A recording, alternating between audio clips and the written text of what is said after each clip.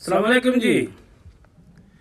मरण तू डरदे हो बादशाहो, कमाल करदे हो बादशाहो। ਕਿਸੇ ਨੂੰ ਮਾਰਨ ਦਾ ਸੋਚਦੇ ਹੋ, ਕਿਸੇ ਤੇ ਮਰਦੇ ਹੋ ਬਾਦਸ਼ਾਹੋ।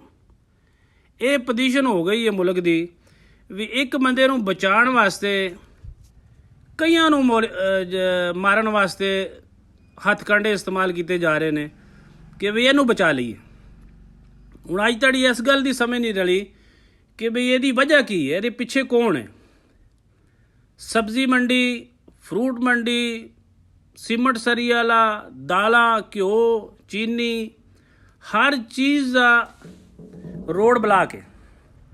गरीब आदमी अपने बेचारा मजदूरी करके ओदी मजदूरी बंद कर छड़ी क्योंकि जी सरिया नहीं आ रहा, सीमट नहीं आ रहा, बजरी नहीं लभदी पई।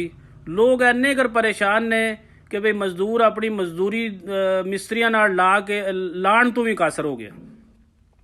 रोड सारे बंद ने, लाहौर रोड बंद है, सरगोदा बंद है, फैसलाबाद बंद है, कोई ऐसा मरी रोड बंद है, मोटरवे पट दी है। पट्टन दे भी साढ़े पैसे लगन दे, अगू बनाने ते भी साढ़े लगन दे, इन्हां दा जाना कख नहीं।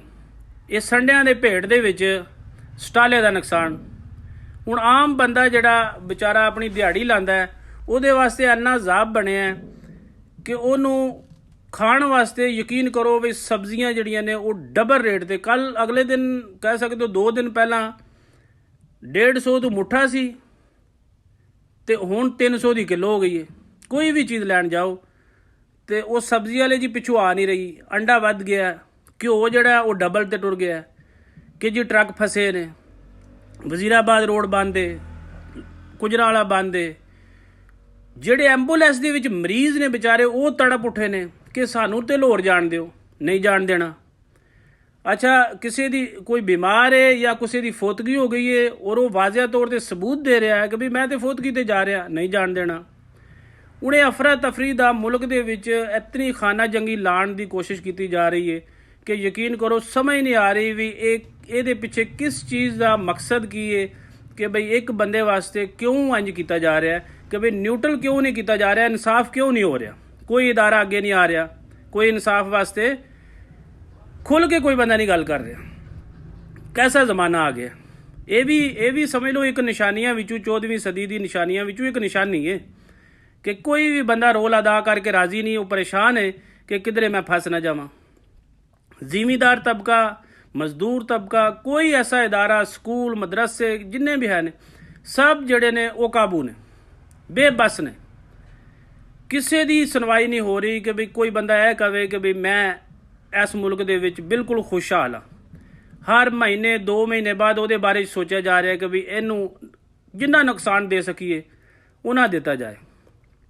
ਗੰਨੇ ਵਾਲਾ ਵੱਖਰੇ ਪਰੇਸ਼ਾਨ ਹੈ, ਕਣਕ ਵਾਲਾ ਵੱਖਰੇ ਪਰੇਸ਼ਾਨ ਹੈ, ਕਪਾਹ ਵਾਲਾ ਵੱਖਰੇ ਪਰੇਸ਼ਾਨ ਹੈ, ਛੱਲੀ ਵਾਲਾ, ਕਮਾਦ ਵਾਲਾ, ਹਰ ਬੰਦਾ ਪਰੇਸ਼ਾਨ ਹੈ ਕਿ ਵੀ ਕੀ ਕੀਤਾ ਜਾਏ। ਲੇਕਿਨ ਗੌਰਮੈਂਟ ਨੂੰ ਕੋਈ ਪਰਵਾਹ ਨਹੀਂ, ਪਤਾ ਨਹੀਂ ਉਹ ਕਿਸ ਦੇ ਉੱਤੇ ਮੁਲਕ ਨੂੰ ਚਲਾ ਰਹੀ। ਅਗਰ ਜ਼ਿਮੀਂਦਾਰ ਹੀ ਦੁਨੀਆ 'ਤੇ ਪੂਰੇ ਮੁਲਕ ਦੇ ਵਿੱਚੋਂ ਖਤਮ ਕਰ ਛੜਿਆ ਤੇ ਇਹਨਾਂ ਮੁਲਕ ਚਲਾਉਣਾ ਕਿਸ ਤਰ੍ਹਾਂ। ਇਹ ਨਹੀਂ ਸਮਝ ਆ ਰਹੀ ਕਿ ਇਹਨਾਂ ਕੋਲ ਕਿਹੜੀ ਦੁਨੀਆ ਦੀ ਐਸੀ ਚੀਜ਼ ਹੈ, ਕਿਹੜਾ ਇਹਨਾਂ ਦੇ ਕੋਲੇ ਤੇਲ ਨਿਕਲ ਆਇਆ ਥੱਲਿਓਂ, ਜਾਂ ਕਿਹੜੀ ਇਹਨਾਂ ਨੇ ਮਸ਼ੀਨਰੀ ਲਾਈ ਹੈ ਕਿ ਮੁਲਕ ਚਲਾ ਲੈਣਗੇ। ਪਾਕਿਸਤਾਨ ਦੇ ਵਿੱਚ 70% ਮੁਆਸ਼ੀ ਜਿਹੜਾ ਨਿਜ਼ਾਮ ਹੈ ਉਹ ਹੈ ਹੀ ਜ਼ਰਾਤ 'ਤੇ। ਜ਼ਰਾਤ ਜਿਹੜਾ ਹੈ ਜ਼ਿਮੀਂਦਾਰ ਹੈ ਉਹਦੇ ਹੱਥਾਂ 'ਚੋਂ ਨਿਕਲ ਕੇ ਹਰ ਚੀਜ਼ ਜਾਂਦੀ ਹੈ ਤੇ ਫਿਰ ਉਹਦੀ ਹਰ ਚੀਜ਼ ਬਣਦੀ ਹੈ, ਲੇਕਿਨ ਉਹਦੀ ਜ਼ੀਰੋ ਵੈਲਿਊ ਹੈ। ਕੋਈ ਬੰਦਾ ਕਰੇ ਨਾ ਵੀ ਕਹੇ ਨਾ ਕਿ ਵੀ ਤੂੰ ਕੀ ਕਰਨਾ ਹੈ, ਤੂੰ ਕਹੇ ਮੈਂ ਡੰਗਰ ਰੱਖੇ ਨੇ ਜਾਂ ਮੈਂ ਜ਼ਿਮੀਂਦਾਰ ਕਰਨਾ, ਉਹਦਾ ਕੰਮਾਂ ਵਿੱਚੋਂ ਕੰਮ ਹੀ ਕੋਈ ਨਹੀਂ, ਠੀਕ ਹੈ, ਉਹਦੀ ਵੈਲਿਊ ਹੀ ਕੋਈ ਨਹੀਂ। ਹੁਣ ਇਹਨਾਂ ਦੋ ਵੱਲਾਂ ਦੀ ਵਜ੍ਹਾ ਨਾਲ ਨੁਕਸਾਨ ਜਿਹੜਾ ਉਹ ਪਾਕਿਸਤਾਨ ਦਾ ਹੋ ਰਿਹਾ। ਸਾਨੂੰ ਜ਼ਿਆਦਾ ਤਕਲੀਫ ਹੈ ਕਿ ਵੀ ਨੁਕਸਾਨ ਮੁਲਕ ਦਾ ਹੋ ਰਿਹਾ ਹੈ, ਕਿਸੇ ਬੰਦੇ ਦਾ ਜ਼ਾਤੀ ਨਹੀਂ ਹੋ ਰਿਹਾ। ਜੇ ਇਹਨਾਂ ਦੋਵਾਂ ਨੇ ਨਿਕਲ ਜਾਣਾ ਲੇਕਿਨ ਕਾਬੂ ਆ ਜਾਣਾ ਜਾਂ ਸਾਡੇ ਨਾਂ ਦੇ ਜਿਹੜੇ ਪੈਸੇ ਲਏ ਨੇ ਉਹ ਦੇਣੇ ਕਿੰਨੇ ਨੇ? ਅਸੀਂ, ਇਹਨਾਂ ਨੇ ਨਹੀਂ ਦੇਣੇ। ਇਹਨਾਂ ਕੋਲੇ ਤੇ ਬਾਹਰ ਬੜੇ ਬੰਦੋਬਸਤ ਨੇ ਨਾ, ਤੇ ਕਾਨੂੰਨ ਇਸ ਤਰ੍ਹਾਂ ਦੇ ਬਣਾ ਰਹੇ ਨੇ ਕਿ ਬਈ ਐਸੇ ਕਾਨੂੰਨ ਦੇ ਵਿੱਚ ਮੈਂ ਤੁਹਾਨੂੰ ਯਾਦ ਕਰਾਵਾਂ ਕਿ ਇਹ ਕਾਨੂੰਨ ਭੱਟੋ ਨੇ ਬਣਾਇਆ ਸੀ, ਫਿਰ ਭੱਟੋ ਨੂੰ ਐਸੇ ਕਾਨੂੰਨ ਦੇ ਤਹਿਤ ਫਾਂਸੀ ਦਿੱਤੀ ਗਈ। ਇਹ ਬਣਾ ਤੇ ਰਹੇ ਨੇ, ਫਿਲਹਾਲ ਕੋਈ ਨਾ ਕੋਈ ਤਰਮੀਮ ਬਣਾ ਰਹੇ ਨੇ, ਬਾਅਦ 'ਚ ਆਪ ਕਾਬੂ ਆ ਜਾਣ ਦੇ। ਅਜੇ ਤੇ ਅਗਲੇ ਦਿਨ ਨਾਫਜ਼ ਕਰ ਰਹੇ ਨੇ ਨਾ, ਫਿਰ ਆਪਣੀ ਵੀ ਵਾਰੀ ਆ ਜਾਂਦੀ। ਵਾਰੀ ਤੇ ਧਾਰੀ ਹੁੰਦੀ, ਕਿੰਨੇ ਕੁ ਦਿਨ ਜਿਹੜਾ ਉਹ ਤੁਸੀਂ ਕੱਢ ਲਓ ਦੇ ਹੋਰ। ਇਹਦੇ ਵਿੱਚ ਸਿਆਸਤ ਨੂੰ ਬਜਾਏ ਤੂਲ ਦੇਣ ਦੇ ਜਾਂ ਉਹਨੂੰ ਮਾਹੌਲ ਨੂੰ ਗਰਮ ਕਰਨ ਦੇ, ਇਹਨੂੰ ਠੰਡਾ ਕੀਤਾ ਜਾਏ ਔਰ ਮਿਲ ਬੈਠ ਕੇ ਕਿਹੜਾ ਮਸਲਾ ਹੱਲ ਨਹੀਂ ਹੋ ਸਕਦਾ। ਲੋਕਾਂ ਦੀਆਂ ਜੰਗਾਂ ਖਤਮ ਹੋ ਜਾਂਦੀਆਂ ਨੇ ਬੈਠ ਕੇ, ਔਰ ਹੋਣਾ ਬਹਿ ਕੇ ਹੀ। ਕਦੇ ਵੀ ਯਾਦ ਰੱਖਿਓ ਕਿ ਇਸ ਤਰ੍ਹਾਂ ਕਦੇ ਨਹੀਂ ਹੱਲ ਹੁੰਦਾ ਕਿ ਬਈ ਮੈਦਾਨ ਦੇ ਵਿੱਚ ਕੋਈ ਬੰਦਾ ਕਹੇ, ਠੀਕ ਹੈ। ਮੈਦਾਨ ਦੇ ਵਿੱਚ ਵੀ ਲੜਨ ਤੋਂ ਬਾਅਦ ਫੈਸਲਾ ਇਹੀ ਹੁੰਦਾ ਕਿ ਫਿਰ ਵੀ ਟੇਬਲ ਤੇ ਬੈਠਾ ਜਾਂਦਾ, ਲੇਕਿਨ ਇਹ ਪਹਿਲਾਂ ਨਹੀਂ ਬਹਿ ਰਹੇ। ਹਰ ਬੰਦਾ ਹੁਣ ਇਹਨਾਂ 'ਚ ਕਿਹੜਾ ਸ਼ਹੀਦ ਹੈ? ਸਾਰੇ ਜਿਹੜੇ ਮਰ ਰਹੇ ਨੇ ਉਹ ਸਾਰੇ ਮੁਹਿੱਬੇ ਵਤਨ ਨੇ, ਉਹ ਸਾਰੇ ਹੀ ਸ਼ਹੀਦ ਨੇ, ਤੇ ਫਾਇਦਾ ਕਿਹਨੂੰ ਹੋ ਰਿਹਾ? ਕੋਈ ਸਮਝ ਨਹੀਂ ਆ ਰਹੀ ਕਿ ਬਈ ਇਸ ਦੌਰ ਦੇ ਵਿੱਚ ਕਿਹਦਾ ਦਫਾ ਕੀਤਾ ਜਾਏ। ਲੇਕਿਨ ਹਾਲਾਤ ਬਹੁਤ ਖਰਾਬ ਨੇ। ਦੁਆ ਕਰੋ ਇਸ ਮੁਲਕ ਵਾਸਤੇ ਕਿ ਅੱਲਾਹ ਤਾਲਾ ਇਹਦੇ ਤੇ ਖਸੂਸੀ ਰਹਿਮਤਾਂ ਨਾਜ਼ਰ ਫਰਮਾਏ।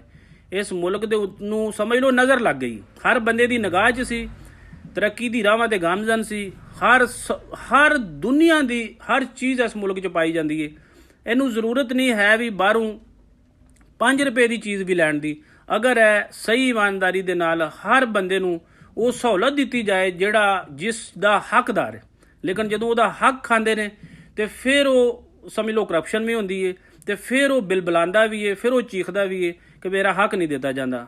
ਗਰੀਬ ਆਦਮੀ ਦੇ ਕੋਲ ਟੈਕਸ ਹਰ ਕਿਸਮ ਦਾ ਲਿਆ ਜਾਂਦਾ, ਲੇਕਿਨ ਨਾ ਉਹਨੂੰ ਹਸਪਤਾਲ ਦੇ ਵਿੱਚ ਰਸਾਈ ਹੈ, ਨਾ ਉਹਨੂੰ ਕਿਸੇ ਗੌਰਮੈਂਟ ਦੇ ਕਿਸੇ ਅਦਾਰੇ 'ਚੋਂ ਵਿਚਾਰਾ ਚਲਾ ਜਾਂਦਾ, ਉਹਦੀ ਕੋਈ ਵੈਲਿਊ ਨਹੀਂ ਹੈ ਕਿ ਵੀ ਇਹ ਪਾਕਿਸਤਾਨੀ।